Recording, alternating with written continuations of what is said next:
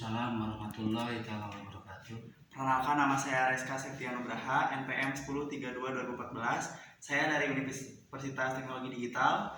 Ingin mewawancari Bapak sebagai Kepala Sekolah di SMA PGRI Cibatu, Garut. Siap. Dengan siapa saya berbicara, Bapak?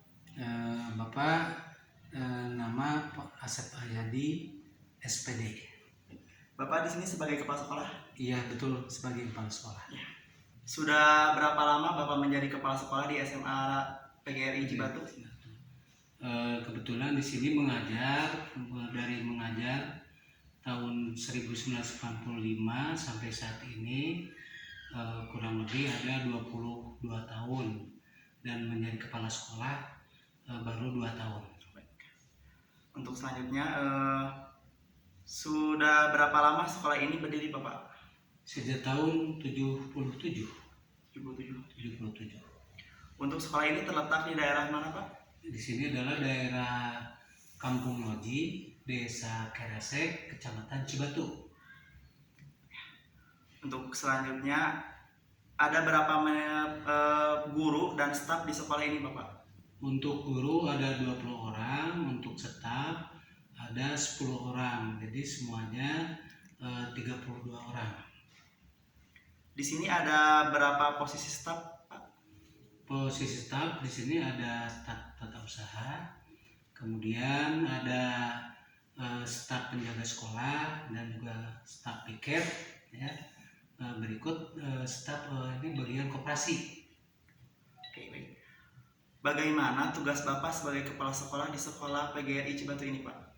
Nah, untuk ini untuk tugas di sekolah sebagai kepala sekolah, yaitu untuk menjalankan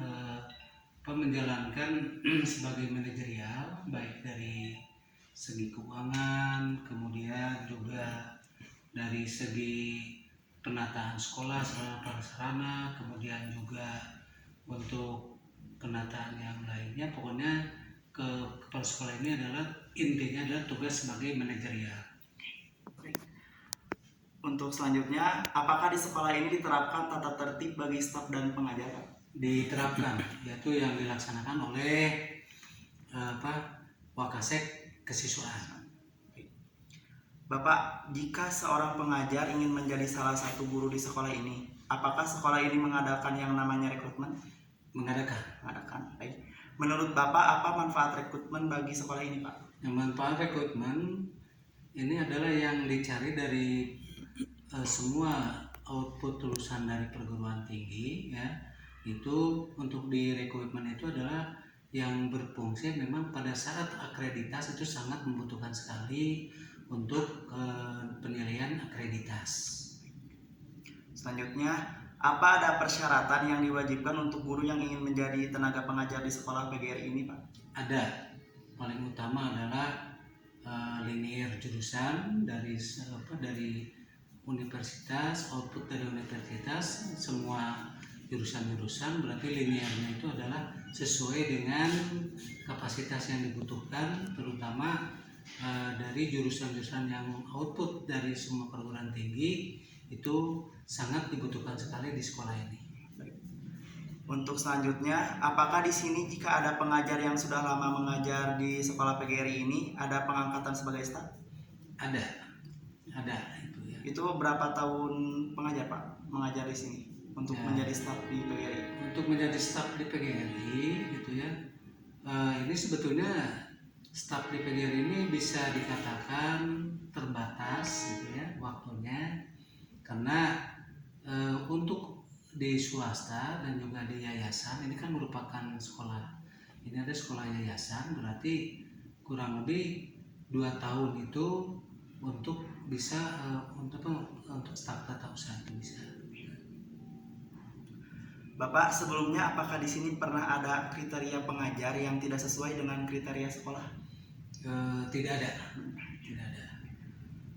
Apa kompensasi dan keuntungan yang diberikan oleh sekolah kepada tenaga pengajar yang sudah lama mengajar di sekolah ini, Pak? Itu diberikan suatu reward penghargaan ya, dari pihak sekolah yang berupa piagam, kemudian juga tanda cedera mata yang lainnya, yaitu untuk menjadikan suatu kenangan ketika mengajar di sekolah SMK PGRI ini. Untuk selanjutnya, bagaimana cara Bapak untuk mengarahkan guru yang tidak mengikuti atau mentaati program dan peraturan yang sudah sekolah buat, Pak? Ya, itu ada beberapa tahapan ketika guru tidak efektif, ya. Jadi pertama panggilan, kedua setelah panggilan itu diberikan satu arahan, motivasi, ya.